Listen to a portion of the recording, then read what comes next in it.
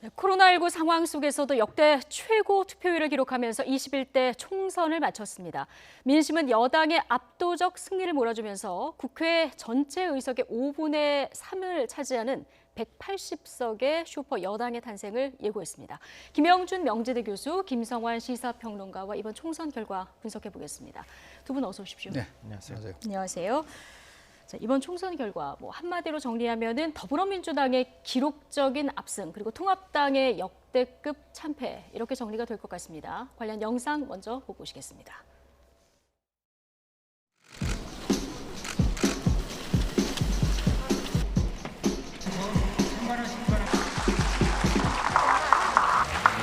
소원을 말해봐. 네 마음속에 있는 작은 꿈을 말해봐. 네 머리에 있는 이상형을 그려봐.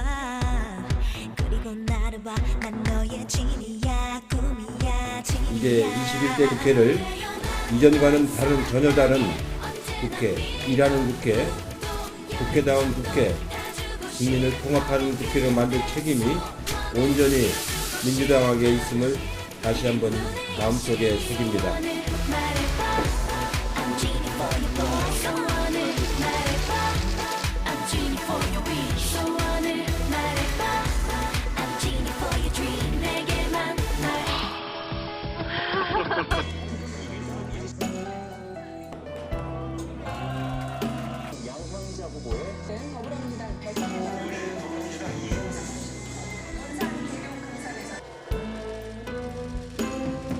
모두 대표인 제 불찰이고 제 불민입니다. 모든 책임은 제가 짊어지고 가겠습니다.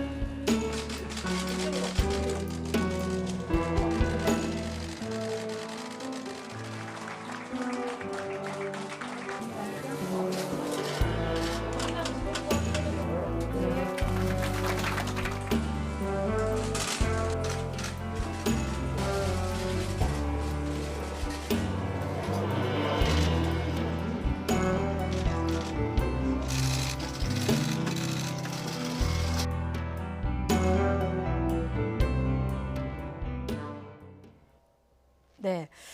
180석, 그야말로 슈퍼 여당이 탄생을 한 겁니다. 이 180석이 가지는 의미, 개헌 말고는 다 할 수 있다. 이런 얘기가 나오는데 국민들이 이렇게까지 국정 운영에 힘을 실어준 이유 뭐라고 보십니까? 저도 선거를 한 30년 이상 분석을 했지만 이렇게 압도적으로 여당이 승리할 거라는 거는 전혀 예측 못했습니다. 예. 근데 결국 이제 민심이 선택한 거는 미래였습니다. 그러니까 다시 얘기해서 지금 코로나 위기가 국민들에게 엄청난 절박감 그리고 불안감을 주고 있기 때문에 심판이라는 것보다는 안정적으로 국정을 운영해서 경제 위기를 극복하라고 하는, 그래서 마치 총선이지만 대선 같은 총선이 치러진 것 같아요. 보통 우리가 대선은 이제 미래를 보고 찍게 돼 있는데 그거를 이제 지금 미래통합당은 제대로 읽지 못했다. 그러니까 시대 정신이 미래였었는데 네. 그 한마디로 얘기해서 코로나에 졌다라는 얘기 이전에 시대 정신에 졌고 전략에 졌고 막말 때문에 졌고 리더십의 한계 때문에 졌다고 보는데, 거꾸로 얘기하면 결국 국민들이 원하는 것에 대해서 물론 이제 어떻게 이제 평가가 내릴지는 모르겠지만 지난 3년간에 대한 문재인 정부에 대한 아주 평가냐 아니면 코로나 사태에 대해서 보여준 역량에 대한 평가냐는 나중에 우리가 이제 아주 세부적으로 평가를 해야 되겠지만, 여하튼 국민들은 심판보다는 저는 안정보다는 미래를 택했다라고 봅니다. 그러니까 미래 투표가 대한민국의 이 절대적인 위기에서 벗어나야 되겠다라고 하는 국민들의 민심이 반영된 것이 아닌가라는 생각을 좀 합니다. 예. 보면 영남 쪽을 제외하면 충청권까지 해서 거의 좀 지역구 의석만 보면 더불어민주당이 163석을 가져가지 않았습니까? 네. 여당도 너무 압승을 하다 보니까 오늘 이낙연 후보가 무겁고 무서운 책임을 느낀다. 이런 얘기를 했습니다. 굉장히 돌이 무거워진 거죠. 짊어지고 있는 돌이 하나 더 얹어졌습니다. 민주당 입장에서는 굉장히 부담스러울 수밖에 없는 상황이고요. 이젠 더 이상 핑계를 댈 수 없는 상황이 돼버렸습니다.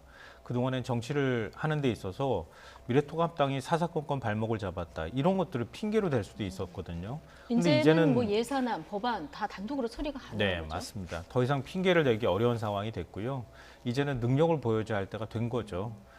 여기에서 만약에 뭔가 국정 운영을 잘못한다거나 정치가 이전의 모습으로 다시 되돌아간다거나 그러면 오롯이 그 책임이 다 민주당 쪽으로 갈 수밖에 없는 상황이 됐다는 겁니다. 근데 그런 면에 있어서 민주당은 마냥 즐거워할 만한 상황은 아니다.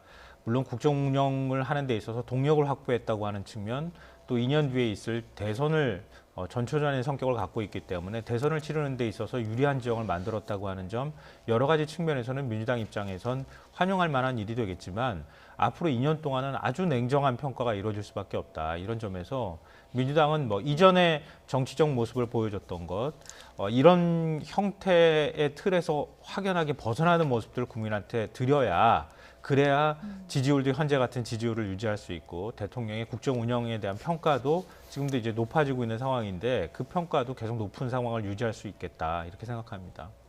예. 이 코로나19 상황 속에서 투표율도 걱정했는데 투표율도 28년 만에 최고치를 네, 찍었습니다. 맞습니다. 국민들이 얼마나 이 상황을 엄중하게 보고 있는지를 그렇습니다. 보여주는 대목인 것 같아요. 저는 이제 선거 끝나고 나서 이제 선거 분석을 아주 굉장히 심층적으로 해야 될 것 같은데요. 이번에 이제 많은 분들은 저를 포함해서 이제 코로나가 분명히 촉발 요인을 한 거는 맞지만 그거보다도 제가 그 누차 우리 YTN 방송에서 얘기했지만은 대한민국의 정당 체제가 재편되는 게 아니냐. 그러니까 대한민국의 그동안 주류 세력으로 차지했었던 보수 산업화 세력이 이제는 진보 민주화 세력으로 교체돼 가고 있는 과정이 아니냐. 그걸 우리가 정당 체제 개편이라는 얘기를 쓰거든요. 네. 정치학적 용어로 얘기를 하면은. 근데 그 힘이 결국은 과거에는 2040 대 5060의 구도가 그동안 쭉 유지가 됐었습니다. 5060은 이제 보수고요. 2040은 이제 진보였었는데 2016년도 총선, 17년도 대선, 2018년도 지방선거를 거치면서 제가 파악한 거로는 특히 이번 총선에서는 50대가 완전히 분리가 돼버리고, 예. 그러니까 50대라는 게 이제 386 세대를 얘기를 하거든요. 1960년생부터 69년생까지인데 이러다 보니까 2050 대 6070 구도로 바뀐 게 아니냐. 예. 그래서 아주 굉장히 더 엄격하게 얘기하면은 3050 대 6070 세대가 만들어지고요. 6070이 이번 27.3%였습니다. 그리고 3050 대 20대가 이제 15.9%인데 20대는 굉장히 나름대로 스윙 보터예요. 어떤 예. 때는 진보를 찍고 어떤 때는 보수를 찍는. 오히려 그렇죠. 그렇다고 예. 한다면 3050이라는 나름대로의 유권자 지형이 만들어졌다는 것은 네. 진보가 튼튼해질 수도 있고 전례 없는 180석이라는 거는 단순한 180석이 아니라 한국의 정당 체제가 지금 양당 체제가 아닙니다. 이제 1.5 정당 체제로 바뀌었다. 이거는 1960년에 버클리 대학교의 스칼라피노 교수가 일본의 자민당 정치를 설명하면서 쓴 용어였었어요. 1.5 정당 체제라는 거는 뭐냐면 한 정당이 1이라고 하면 나머지 정당은 전부 다 합쳐봤자 0.5밖에 안 된다. 그러니까 1.5 정당 체제가 만들어지면은 그런 특정 정당이 장기 집권 시대로 열 수 있다는 것을 상징적으로 얘기를 했고 1955년도에 창당한 일본의 자민당이 오랫동안 네. 이렇게 지배한 것도 1.5 정당 체제가 그 근원이라고 볼 수가 있는데 그런 것들과 연관시켜서 얘기를 한다면 이 단순한 코로나 사태라는 것을 넘어서서 대한민국의 전반적 정치적 지형에 있어서의 큰 변화가 오고 있는 것이 아니냐라는 것을 조심스럽게 예. 현 시점에서 한번 고찰해 봅니다. 네, 50대의 변화, 정치적 지형 변화까지 그렇습니다. 네네. 짚어주셨습니다. 또 예. 굉장히 중요한 점을 말씀해 주셨는데요. 저는 이번에 보수의 재구성을 요구했다, 국민들께서 그렇게 네. 생각하는데요. 이거는 저는 사실은 좀 패구적 투표 성격도 이번에 있다고 생각합니다. 변화하거나 혁신하지 않는 보수, 이런 보수에 대한 심판 성격도 이번에 분명히 있다고 생각하는데요. 그 말씀하신 것처럼 이번에 투표율을 보면서 지난번에 이제 중앙선관위에서 1차 의식 조사를 했었잖아요. 그때 그 30대, 40대가 한 70% 이상의 적극적인 투표층이 나왔다는 거죠. 그걸 보면서 지난 지방선거가 떠올랐어요. 그 전에 총선에서는 실제 투표율이 50% 정도대밖에 안 나왔거든요. 그런데 지난 지방선거 때는 30, 40대가 한 70%대 투표율을 기록했다는 겁니다. 그런 추이가 나타날 가능성이 있다, 이렇게 생각을 했고 또 방송에서 그런 말씀을 드렸는데 이번에 2차 조사 또 한 번 했었잖아요. 그때 30대가 1차에서 71% 정도 나왔는데 적극 투표층. 예, 적극 투표층이요. 근데 2차 조사에서 75.6이 나왔어요. 그리고 40대가 77이었는데 84% 정도가 나왔습니다. 예. 그러니까 3, 40대가 이렇게 적극적으로 투표하지 않으면 투표율이 이렇게 66%까지 잘 못 올라가요. 그러니까 이번에는 3, 40대가 적극적 투표에 참여를 했다. 이런 예. 부분 하나 말씀드리고요. 또 하나는 우리가 얼마 전까지 386이 너무 기득권화돼 있다 이런 얘기들을 했었잖아요. 그때 3, 40대가 국회나 정계에 적극적 진출을 해야 한다는 얘기가 나왔는데 예. 그러니까 결이 다른 거예요. 이미 3, 40대하고 386하고도 결이 다르고 386하고 그 위에 베이비붐 위에 있는 세대, 산업화 세대하고도 또 결이 다르다는 겁니다. 그 세대들이 이미 50대에서 60대 초반까지 다 편입하기 시작했다는 부분에 대해서 우리가 좀 주목할 필요가 있다고 생각합니다. 예. 자, 이 높은 투표율, 사전 투표율도 26.7% 정도 기록을 한 상황인데요. 사실 어제 마지막까지 이제 접전을 보인 지역들이 꽤 많은데 이게 새벽을 지나면서 접전지가 다 야당의 참패 이렇게 결론이 났거든요. 근데 이게 사전 투표가 지난주 있었잖아요, 금토. 이때까지의 여러 가지 그 변수라고 하면은 통합당에서 터져 나온 김대우 후보의 3040 비하 발언, 그리고 차명진 후보의 텐트 발언, 세월호 텐트 발언. 이게 굉장히 큰 역할을 하긴 한 것 같습니다. 근데 어떤 분들은 그런 말씀도 하시더라고요. 예전에 이제 수요일 날로 투표일을 정해놓은 것은 젊은 층이 어디 놀러 가지 말라고 수요일 중간에다가 주중에다가 예. 놓은 것이다 이렇게 또 얘기하던데요. 과거에는 투표일이 이제 휴일이기 때문에 투표하지 않고 그냥 바로 놀러 가는 그런 경향이 있었다 이런 얘기들도 하던데요. 그러니까 사전 투표율이 올라가는 현상이 나오는 것은 주로 젊은 층이 많이 투표에 참여할 때 사전 투표율이 올라가는 현상이 있다 이런 분석 결과를 제가 본 적도 있는데요. 그러니까 그 3, 40대가 이런 부분에 대해서 굉장히 민감도가 높다는 겁니다. 특히 세월호 사건 같은 경우에 세월호 참사에 대한 민감도가 높고 예. 특히 3, 40대 같은 경우에는 자녀를 둔 세대일 지금 어린 자녀를 둔 세대일 가능성이 굉장히 높다는 거예요. 특히 여성층 같은 경우에 이런 문제에 굉장히 예민하기 때문에 아마 사전 투표율에 이런 젊은 층이 적극적으로 투표에 참여했다면 막말이 상당 부분 영향을 미쳤을 가능성이 저는 충분히 있다고 생각합니다. 예. 이번 선거에서 또 하나 주목해서 봐야 될 부분이 이 선거에서 거대 양당 독주 막겠다고 새로운 선거법 만들지 않았습니까? 네. 근데 좀 소수 정당에 굉장히 불리한 결과가 나왔습니다. 오늘 정의당 중앙선거대책위원회 해단식이 있었는데요. 네. 이 모습 잠깐 보고 오시겠습니다.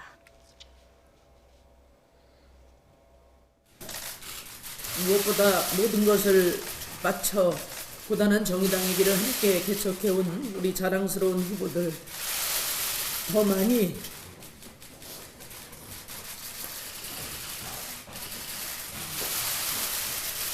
당선시키지 못해서 정말 미안합니다.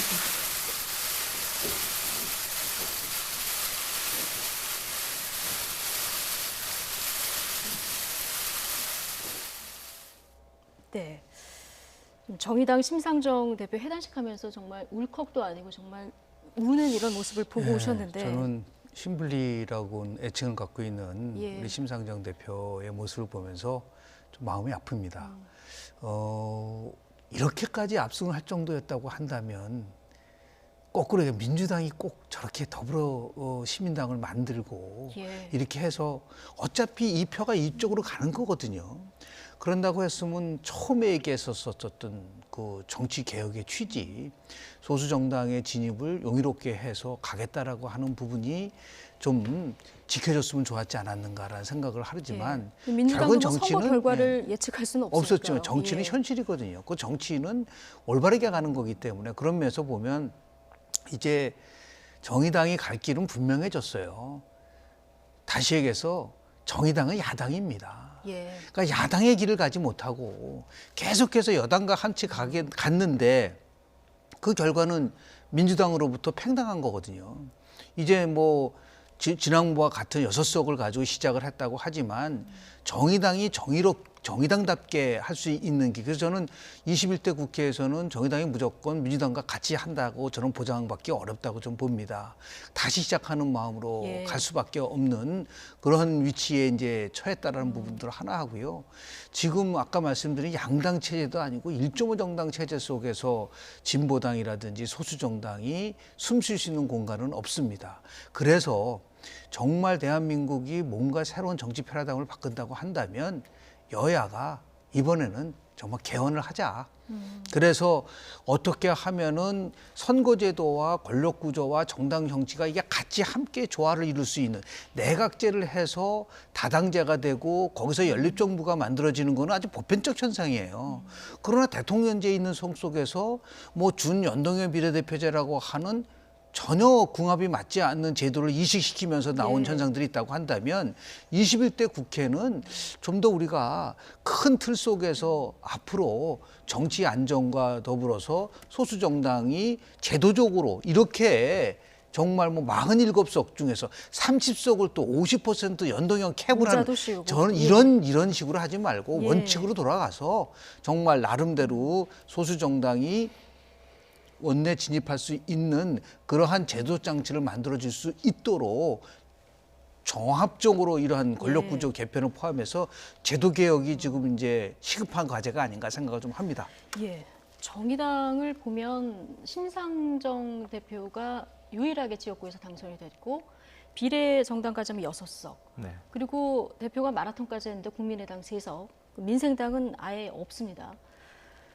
지금 권력구조 개편까지 포함해서 선거제를 이참에 다시 논의해야 된다 말씀하셨는데 어떻게 보십니까? 그 말씀에 동의하고요. 근데 사실 뭐 지금 우리나라 그 정치 체제는 내각제적 요소를 갖고 있는 대통령제에 좀 가까운 성격을 갖고 있다고는 생각하는데요. 그렇다 하더라도 뭐 이미 개헌 얘기들이 계속 지금까지 제기돼 왔지 않습니까? 근데 이번에는 이제 180석 정도를 민주당이 차지하기 때문에 개헌 문제에 있어서 탄력을 받을 가능성이 있어서 이럴 때 개헌 문제를 조금 시간을 두고 본격적으로 논의를 시작하는 것도 필요하겠다라는 생각하고요. 정의당 얘기를 좀 집중해서 말씀드리면 예를 하나 들면 이런 겁니다. 문재인 대통령 지지율이 한 80%까지 올라갔을 때 정의당 지지율이 15%까지 올라갔습니다. 제가 기억하기론.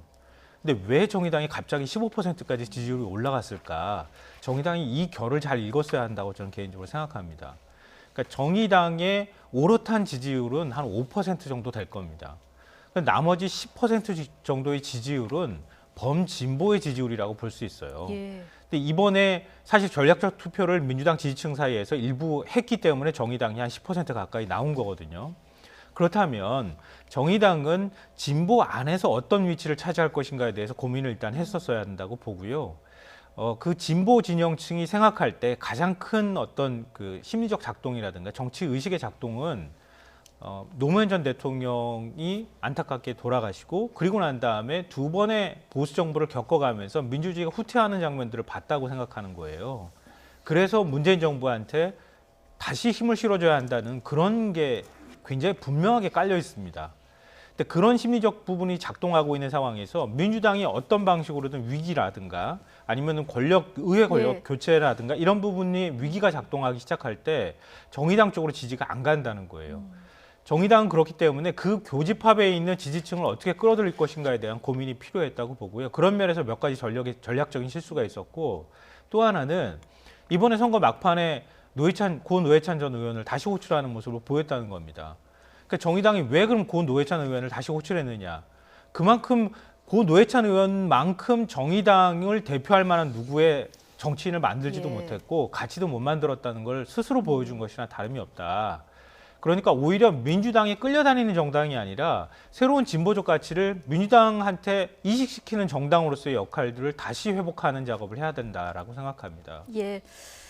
정의당 앞으로 야당으로서의 새로운 미래, 가치, 인물까지 좀 고민하는 계기가 됐으면 좋겠다 얘기해 주셨는데 지금 뭐 가장 암울한 곳은 앞서 얘기했지만 미래통합당 아니겠습니까? 황교안 대표는 어제 밤에 긴급 기자회견을 열어서 대표직 사퇴를 선언했고요. 김종인 위원장 오늘 아침 기자회견했습니다. 함께 듣고 오시겠습니다. 국민 여러분께 죄송합니다. 국가적으로 중요한 시점에 나라가 잘못 가는 것을 막지 못했습니다. 우리 당이 국민께 믿음을 드리지 못했기 때문입니다. 모두 대표인 제 불찰이고 제 불민입니다. 모든 책임은 제가 짊어지고 가겠습니다. 꼭 필요한 만큼이라도 표를 주신 것에 대해서 감사를 드립니다. 정부와 여당을 견제할 작은 힘이나마 남겨주었습니다. 야당도 변화하라는 명령으로 받아들일 것입니다. 예. 최근 뭐 경기도 안 좋고 집값도 상승하고 이러다 보니까 사실 이 코로나 정부 이전에는 여당이 그렇게 유리한 구도라고 말할 수도 없는 상황이었는데 그렇습니다. 이렇게까지 야당이 참패를 했습니다.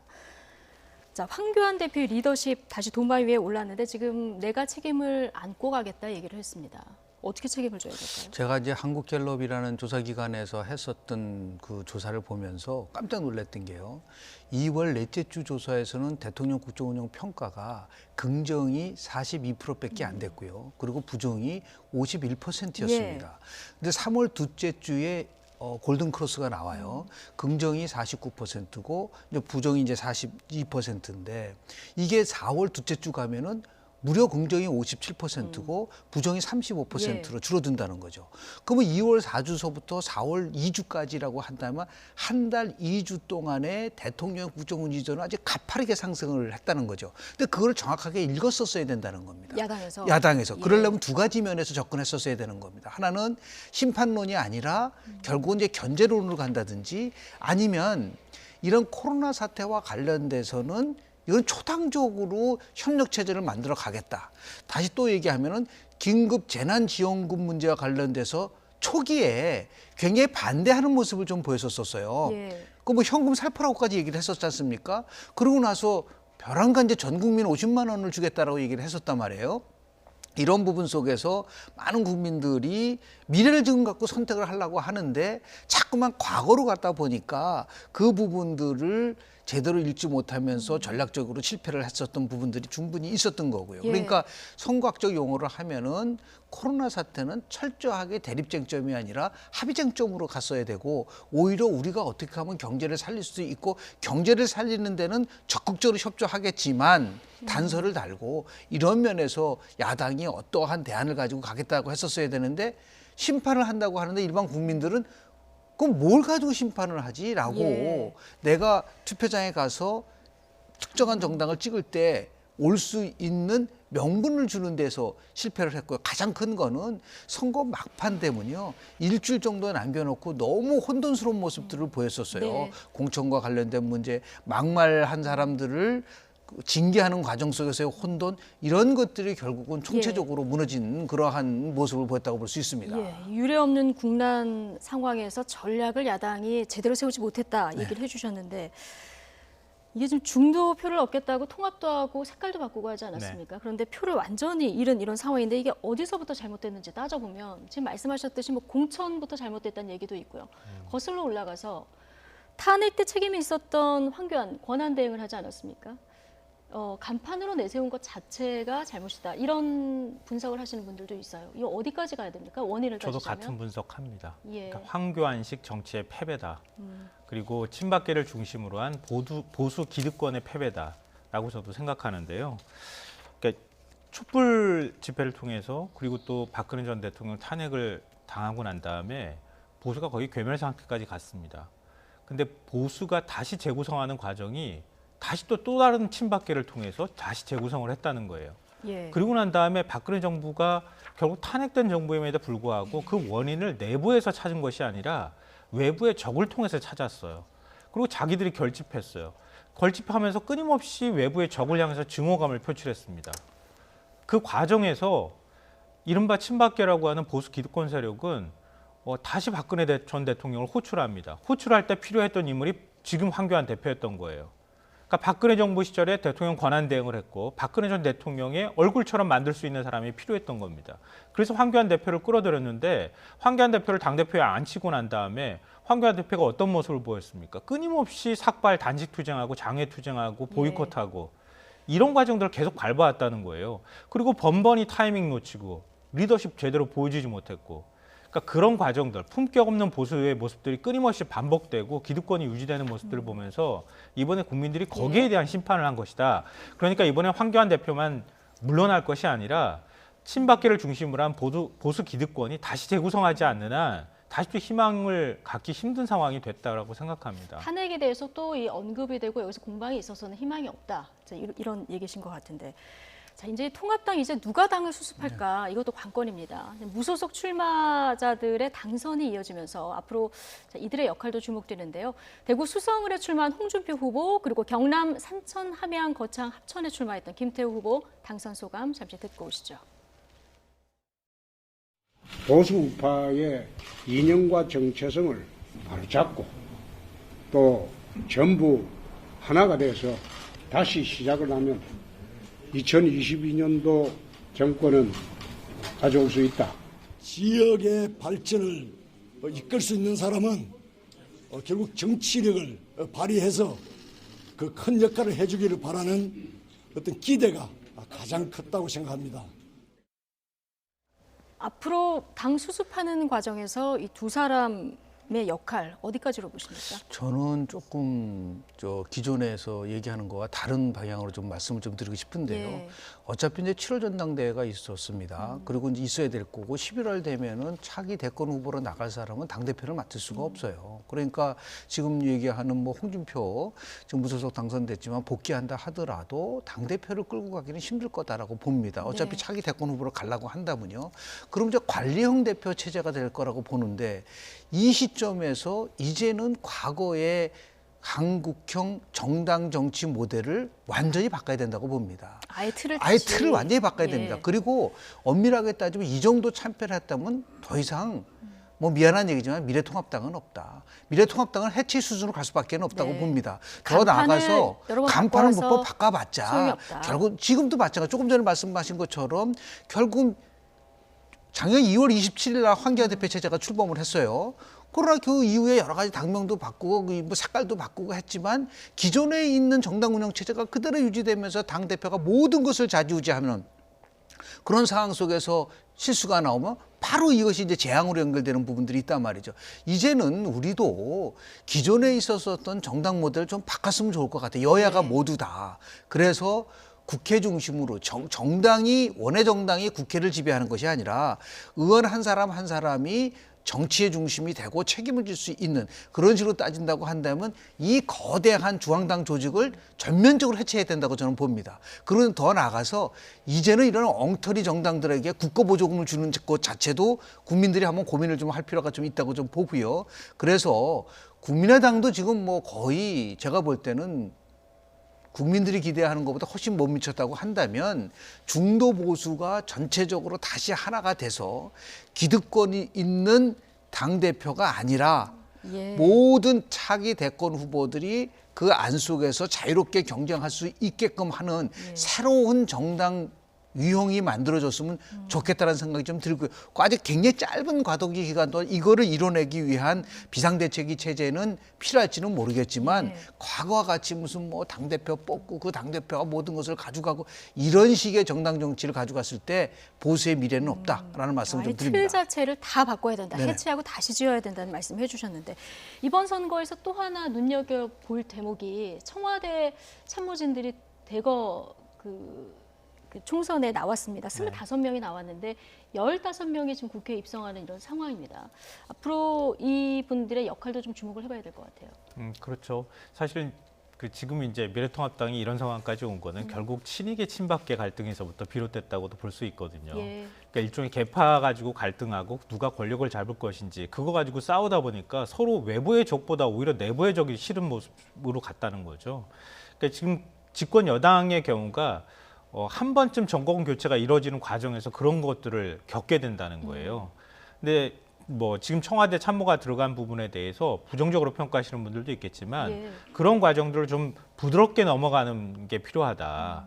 그러니까 그렇게 부드럽게 넘어가는 과정에서 이른바 친문을 내세울 것이 아니고 좀 미래를 향해서 지금 청와대 참모를 했다 하더라도 새롭게 민주당 내부에서 새로운 지도 체제를 만들어가는 과정. 어차피 문재인 대통령은 임기 2년도 안 남은 상황이니까요. 그러니까 그런 과정들을 적극적으로 같이 협력하는 모습을 보여야 하고 그렇지 않고 만약에 내부적으로 싸움을 하거나 이러는데 이른바 친문으로 불리는 참모들이 앞장서게 되거나 이럴 경우는 굉장히 큰 갈등이 될 소지가 있다고 오히려. 생각합니다. 예. 한국 정치의 철칙이라고 제가 썼는데요. 현재 권력과 미래 권력은 늘 충돌해 왔습니다. 그러니까 180석의 거대 여당이 이제 지금 등장을 하고 청와대의 문재인 대통령의 핵심 인사분들이 많이 의회에 진출을 하다 보면 어떠한 갈등이 이제 생길 수밖에 없냐면 대통령을 지지하는 친문 세력과 이낙연 지금 의원을 중심으로 한 새로운 세력, 미래 권력이 반드시 충돌하게 돼 있습니다. 이것을 어떻게 조화롭게 잘 극복하느냐가 앞으로 여당이 남은 큰 숙제라고 보고요. 잘못하면 승자의 저지에 빠질 수 있습니다. 이거는 과거에 아주 늘상 해왔습니다. 96년도 총선 끝나고 나서 당시 김영삼 대통령과 이해창 당시의 의원과의 충돌이라든지 또는 2012년 총선 끝나고 나서 당시 현재 권력이었던 이명박 대통령과 미래 권력인 박근혜와의 충돌 계속해서 이어져 왔거든요. 그러한 위험적 인자를 갖고 있기 때문에 결국은 조금 전에 얘기한 거 말씀하신 것처럼 물론 청와대 인사들이 들어와서 정부의 국정 운영을 돕는 건 좋지만 반드시 염두에 둘 부분은 뭐냐면 의회는 정부를 효율적으로 견제해야지만이 건강한 정부가 나올 수 있다라는 가장 기본적 원칙을 지켜나가야지만이 그 의원들이 나중에 크게 대성할 수 있는 것이죠. 누구를 대표하느냐, 국민을 대표하는 것이지 청와대를 대표하는 것은 아니다라는 그런 인식이 좀 필요할 거라고 저는 봅니다. 의회의 견제 역할을 잊지 말아야 된다. 그렇습니다. 국회에 들어간 이상 말씀해 주셨고 청와대 참모진들 가운데서 가장 주목받은 인물 광진을에 출마한 고민정 후보가 아닐까 싶습니다. 당선 소감 듣고 오시죠. 정말 어려운 싸움이었고 힘든 순간들도 많았지만 그래도 이렇게 마지막까지 많은 분들께서 함께 손을 잡아주시고 정말 감사합니다. 어깨가 많이 무겁습니다. 이제 앞으로는 우리 광진 주민 모든 분들의 국회의원이 되도록 최선을 다하겠습니다. 그리고 무엇보다 전국에서 함께 뜻을 같이 할 수 있는 의원 동료들이 많아진 것에 대해서도 굉장히 기쁩니다. 예, 그 격전지 중에서 마지막까지 엎치락뒤치락 했었던 곳, 가장 마지막에 결정된 곳이기도 한데 고민정 후보 같은 경우는 사실 임종석 실장도 그렇고 양정철 원장도 그렇고 당에서 굉장히 전폭적인 지원을 하지 않았습니까? 이런 부분이 좀 도움이 됐을까요? 저는 안 될 줄 알았어요, 사실은. 안 될 줄 아셨습니까? 예. 워낙 박빙이 되고 그래가지고요. 아마 당에서도 그걸 알았을 거예요. 초박빙 지역이라는 사실을 알게 됐고, 그리고 이제 나름 상징성을 부여받았잖아요. 오세훈 전 서울시장하고 붙고 오세훈 전 서울시장이 결국 잠룡이 될 수밖에 없는 상황이기 때문에 어떻게 해서든 이겨야 되겠다는 생각으로 당에서 전폭적으로 지원을 한 것은 아닌가 생각합니다. 예, 어쨌든 중간 평가 성격을 띠는 총선인데 아까 앞서 말씀하신 대로 대통령의 유례없는 그 지지율의 고공행진 이런 부분도 영향을 크게 미치지 않았을까 싶습니다. 이번 선거의 또 하나의 키워드 마지막으로 보실 텐데요. 바로 검찰 개혁이었죠. 울산시장 선거 개입 의혹으로 검찰 개혁의 아이콘으로 떠오른 황운하 더불어민주당 대전 중구 후보도 당선의 기쁨을 안았습니다. 반면에 통합당에서는 검사 내전의 저자이자 대한민국의 사기 카르텔을 때려잡겠다 이렇게 포부를 밝혔었던 김웅 송파갑 후보도 국회에 입성하게 됐는데요. 두 사람의 목소리 듣고 오시죠. 저의 선거 출마를 집요하게 방해했던 검찰권 남용, 검찰의 횡포에 대해서 국회에 가서 반드시 바로잡겠습니다. 검찰개혁을 완수하겠습니다. 저희 당에 가서 왜 당신들이 생각하는 그런 정서나 당신들이 생각하는 집착하는 그 디테일들이 왜 국민들에게는 아무런 설득력이 없는 것인가. 일당백으로 싸우겠습니다. 이 검경 수사권 조정의 상징, 검찰 개혁을 이제 이야기하는 대표적인 인물인데요. 국회에 입성을 했습니다. 근데 여기 말고도 지금 조국 대전의 승자가 누군가로 관심을 모았던 남양주병에서도 김용민 후보가 당선이 됐고요. 김남국 후보도 당선이 됐어요. 앞으로 검찰 개혁 속도는 좀 빨라질 수밖에 없는 이런 상황인 것 같습니다. 검찰 개혁의 속도가 아니라 검찰 개혁은 지금 정부가 원하는 대로 이루어지고 있는 거 아닌가요? 이제 공수처도 실질적으로 이제 그 발족을 할 수밖에 없는 거고 저는 걱정스러운 게 저렇게 당선 소감을 얘기를 하면서 검찰 개혁 얘기를 하고 결국은 투쟁을 하겠다라고 얘기한다고 한다면 국회는 또 다시 갈등과 더불어서 이제 배제 정치가 팔을 칠 수밖에 없게 되면은 국민들이 원하는 새로운 국회의 모습이 아닐 수도 있습니다. 그러니까 좀 차분하게 한 발짝 물러서서 우리가 나름대로 공정과 통합의 정치를 우선적으로 할 수 있는 그런 걸 가져가줘야 되는데요. 예. 그렇지 못하면 끊임없이 또 이런 뭐 검찰 개혁이냐 검찰 장악이냐 가지고 싸우게 된다고 한다면 왜 21대 국회가 만들어져야 되느냐라는 그런 부분 속에서 있을 수 있기 때문에 저는 당선자분들이 저는 제가 미국 정치학을 미국에서 들었을 때 제일 먼저 첫째 시간에 그 지도 교수가 한 말이 생각납니다. 레프레젠테이션, 대표라는 게 도대체 무엇이냐를 물어보더라고요. 우리 대학원생들한테. 그걸 다시 한번 저는 우리 의원들한테 얘기하고 누구를 대표하느냐라는 부분 속에 좀 각성도 하고 성찰됐으면 좋겠습니다. 예, 저는 김웅 후보의 이야기를 들으면서 사기꾼 때려잡겠다 하지 않았습니까? 근데 지금 보면 일당백으로 당하고 먼저 싸우겠다 이렇게 얘기를 해요. 저는 김웅 이제 후보가 쓴 검사내전이라고 하는 책 보면은요, 이 선배 검사가 이런 얘기를 해줬다 그래요. 대한민국의 그 커다란 배에 나사못이 되라 이렇게 얘기를 했다고 합니다. 그러니까 김웅 검사 그리고 김웅 후보가 정치를 하더라도 그 정신을 저는 개인적으로 잊지 말았으면 좋겠고요. 예. 감정적으로 싸우거나 이렇게 하기보다는 입법적인 차원에서 어떻게 뒷받침을 할 것인지 이미 검찰개혁 호는 많이 떠나 있는 상태거든요. 그러니까 그 부분에서 디테일이 부족한 부분이 있다고 한다거나 아니면 개혁을 후퇴하려고 하는 거나 뭐 말씀하셨던 것처럼 일부에서 의심하는 것처럼 검찰을 장악하려고 하는 의도가 있는 그런 부분들이 있다고 하면 그런 것들을 제대로 된 나사못을 박아줄 수 있는 그런 역할을 했으면 좋겠습니다. 네.